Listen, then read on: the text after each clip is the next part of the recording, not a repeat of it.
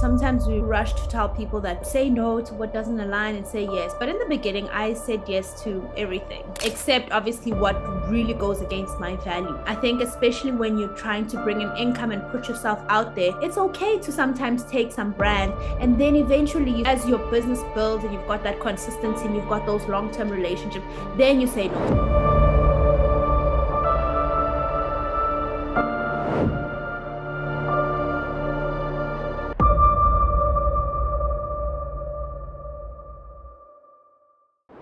Hello, everyone from Nigeria, Ghana, South Africa, I think the UK.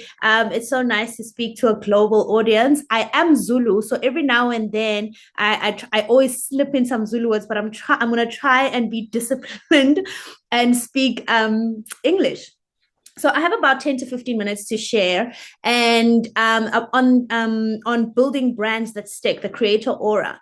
And I thought to myself, okay, what is it that I can share that these creators don't already know? Because as you know, we've got a lot of information. Never before have we had this much information. In fact, I'd like to think some of us even have information podcast fatigue, because every time you go on TikTok, someone is saying 3 things to do, what not to do, what to do, step it up, you're doing this wrong, you're doing this right. And it's like, whoa, who do we believe? What do we do? What don't we do? And so I think the best way to always start is to share my story, my personal story. And mine is not a story that is from a book. It is my lived experience. And like many of you, the only thing we've got left is our own lived experience. And that's what we need to own. I'm going to share a little bit later on this, but I want you to stay with this if you don't remember anything. Storytelling is all we have left. In a world, in a creator journey where we are competing with AI, with ChatGPT, that can write up a good 5 listen pager for you. All you have left is your story. That is the one thing that technology, AI cannot duplicate. So it's very important that you own your story and you make sure that in everything you do, you incorporate your story. All right, let's get going. First things first is your brand is not your logo. I will start with this. Your brand isn't your logo. It's what people feel when they hear your name. I am one of those, without diagnosing, an ADHD creator that I get bored very, very quickly. So even in my office, the other day I was behind my library, like I change things quickly. I get very bored very, very easily. So I'm like an intellect who's also a creative. So there's a lot happening in this brain, right? And so every time I come up with a logo in about a year's time, I am bored with that logo. I'm older now and I have a team. So I have people who say, hey, girl, you can't keep changing your logo. But when I started out, which was about 7, 8 years old, 8 years ago, I could do whatever I wanted, right? And I wasn't necessarily building a brand. I was just doing what I wanted to do. And so every time I got bored, I would go on Canva and I would change my logo. And that is to say that really the logo is not the thing that holds you together. It's not really the brand. However, the one thing that has remained consistent even 8 years later, as a creative who has a lot of ideas, is that I have always incorporated faith, wellness, and family.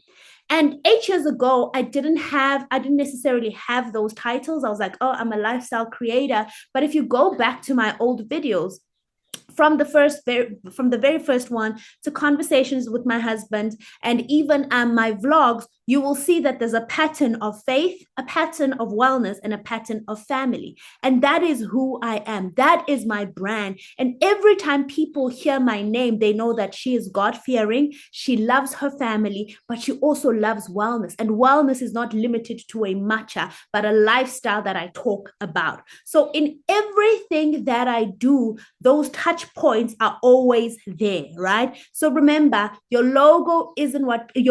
brand is not your logo. As you go on and your career builds, the logo then becomes important and you start refining. But like I said in the beginning, I change my logo every 3 months, every 6 months. However, my brand stuck.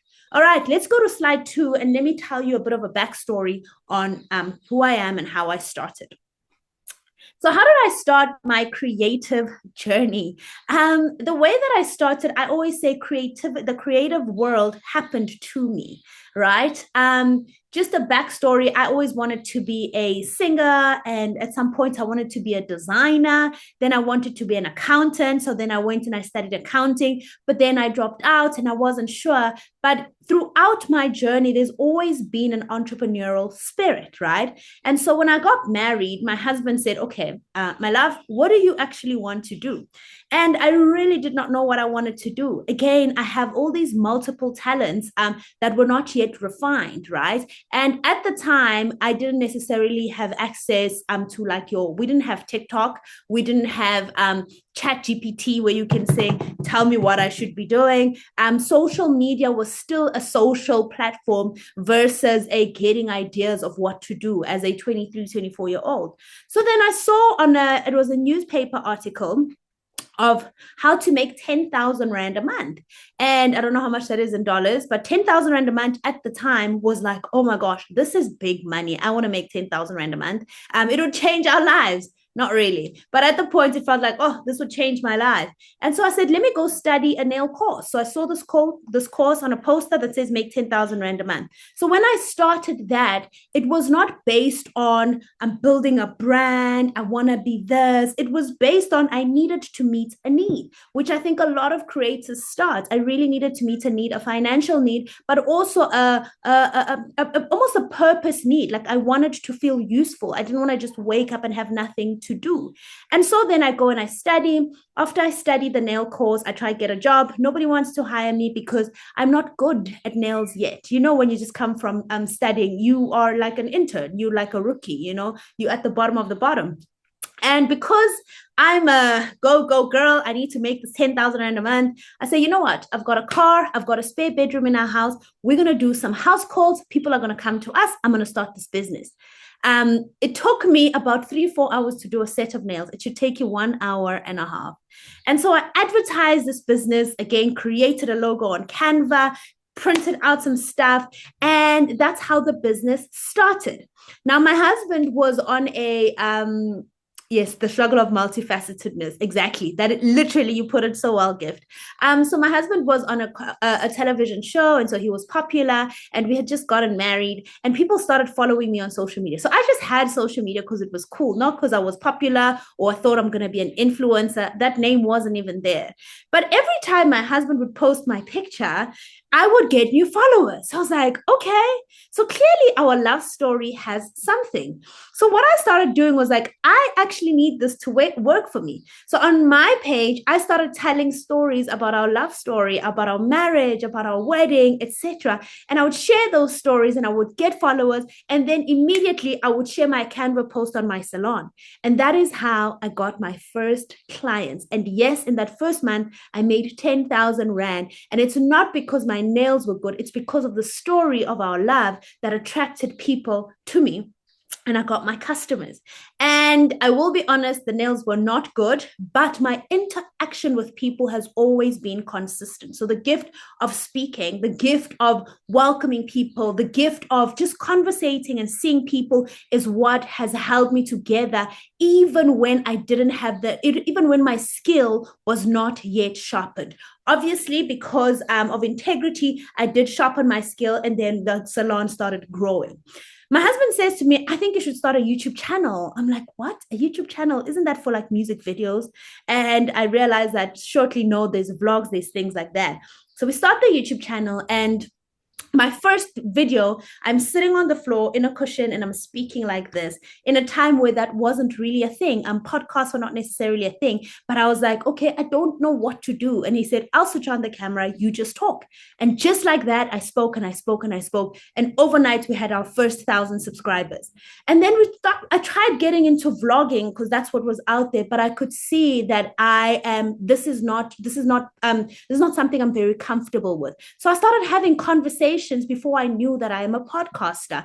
And slowly brands started then getting attracted to me. Again, the consistency was even whether I was doing a vlog, whether I was doing a conversation sitting down, the consistency was faith, wellness, and family. So fast forward, so I don't spend too much time. Eventually, I start a podcast. Again, I don't know what I'm doing, but I'm just talking. I'm using my voice. And the more I talk, the more my skill gets refined. My logo keeps changing, but there's that consistency of this girl will always talk about faith, family, and wellness. Now we're going to move on to me then starting a community called Wisdom and Wellness. Right. So, how do I start wisdom and wellness? Wisdom and wellness started again from a need. The same way that I started the salon, the same way that the YouTube channel started coming on. And I was struggling with postpartum depression. And I went to my therapist, and my therapist says, look, you have to do something that is outside of you. So then I created a challenge. I said, hey guys, for 30 days, we're going to exercise. We're going to do this 1, 2, 3. And people said, we are in. This is before I knew that community is a what do you call it? A commodity. Now we have words like how to start your community in 30 days, how to get brands to notice your community. This was before then. All I wanted to do was to get people together, connect people. Again, why? Because of wellness and because of family. So as I was struggling with postpartum depression, I then invited people and we started. And who was I speaking to? Women. What were we speaking about? Our lifestyle, our wellness, and our faith. And how? By using different platforms. It is only now, as I wrap up my story, it is only now that I have strategy. But before that, there was no strategy. There was simply a story that was building on. And through that story, I started being consistent. And through that consistency, my gifts started being refined. So my gifts of speaking, my gifts of being in front of the camera, my gifts of business. And eventually, I wrote a book that was a bestseller last year, selling a lot of copies in South Africa, basically breaking records of what a bestseller is in South Africa. But in all of the things, in all of the platforms that that I've been on, whether it's a stage, whether it's on camera, whether it's a podcast, a blog, a salon, there's always been that consistent thing. And it has not been my logo. It has been my story. It has been my values, and it has been my authenticity. What is authenticity? People think authenticity is when you are crying in front of the camera, or when you are, sharing everything about your life. Absolutely not. Authenticity is when you are consistently yourself, whether people are watching or people are not watching. And that, again, alongside with storytelling, is a commodity. Again, authenticity doesn't mean I put all my business out there, but it means I'm authentic. I care about lifestyle. I care about family. It is who I am. I'm consistent. I care about faith. It is when you meet me, whether offline or online, that is who I am. Wellness. I love walking. I love experimenting with different ways of being healthy. It is consistent. It's not just on camera, and therefore it is maintainable, and therefore it is scalable should I want to scale that. So taking a point you can take from my journey or from my stories, that before there was a strategy, there was a story. Now, how does strategy help me? Years later, do I then start having strategy? And what I get with strategy is now I'm able to then to send my resources in the right place. So while you're building your story, you're all over the place. This is your hustle time. You cannot hustle forever. Your hustle time, there's limited resources, limited human resources. There's just limited everything. And you are everything. You are the marketing. You are the camera. You are the everything. But as your story builds and you start making money, then you have to recognize when it's time to start refining your skill, to start refining your brand, to start refining your logo and be consistent in that. And then you have your strategy. Then that informs where your resources are spent. All right, we can move on to the next slide. Thank you. So, what is the creator aura? As I'm about to wrap up and make room for questions. So, what you need to know it is that you have to have something that makes you different. And as we can see, it's so easy to be duplicated. I mean, just for lack of a better example, you can go and give a picture of Kim Kardashian and be like, I want this booty, I want this nose, I want like it's so easy to duplicate someone else's life. You can literally go on the net and say, give me the strategy of how to build a business like Skim. And Chat GPT will give you it will give you everything. But again, I remind you, what you have is your own story. Nobody can duplicate your story. Nobody can duplicate your gifts, and nobody can duplicate your history, where you come from. Where you come from informs where you're going. Where you come from gives you, it almost gives you a map where you can decide, okay, starting from here, how do I use where I come from, my culture, my nuances, my language, my skin tone, my experiences, my entire life, my story, in order to build whatever I need to build. It does not mean you have to put your whole life out there, but these are tools that you bring together that makes you different. Because the truth is, there's already a Kim Kardashian. There's one Kim Kardashian. There is one Nelson. There is one Mpoomy Ledwaba. Other people can copy the strategy, but they cannot copy the anointing. They can copy the strategy, but they cannot copy my experience. I was actually thinking about this the other day that, when I'm doing, there was a time, sometimes you almost feel like, oh, everyone is doing the same thing. Everyone's doing the same thing, but it's not true. And here's why it's not true. We are solving different problems. The problem I'm solving, one, is first personal to me, and secondly, it's related to my environment and my experiences. So it may seem like we all have may seem like we all have vlogs, or all have YouTube channels, all have podcasts, all have these things that we're doing, but ultimately you are the one who knows what problem you are solving.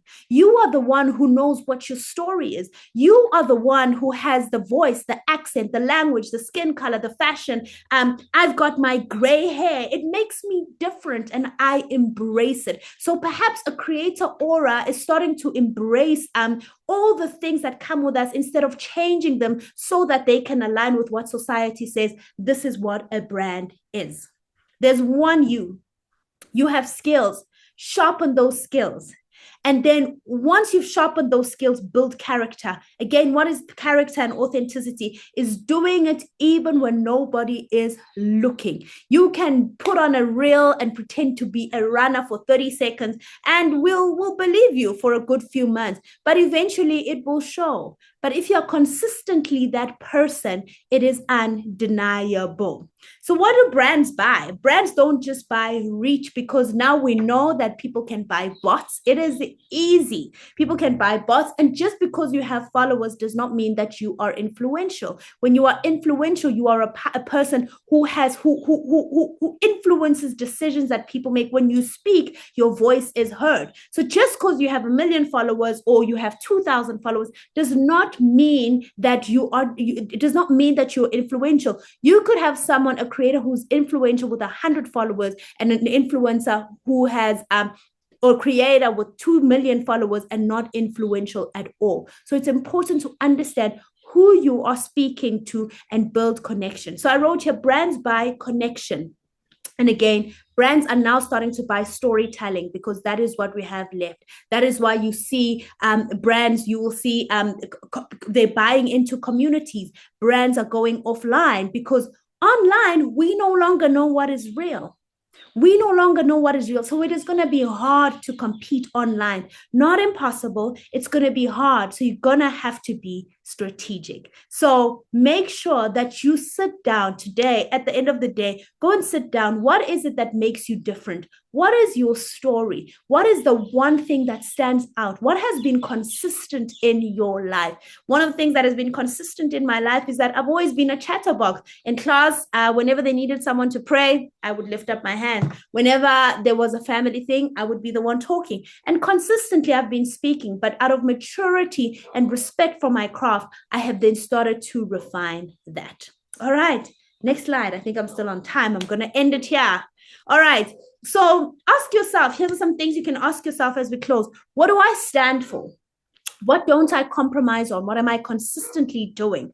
What problem do I consistently speak to? Again, only you can solve the problem you are solving based on your story and based on your experiences. Why does this matter? Because it will reduce the confusion on your content. You are not trying to create like this person, you're creating like you. It makes it easier to say no to misaligned opportunities because the bigger you grow, the more opportunities and invitations you're going to get. And so it's important to know self, to be authentic to your voice.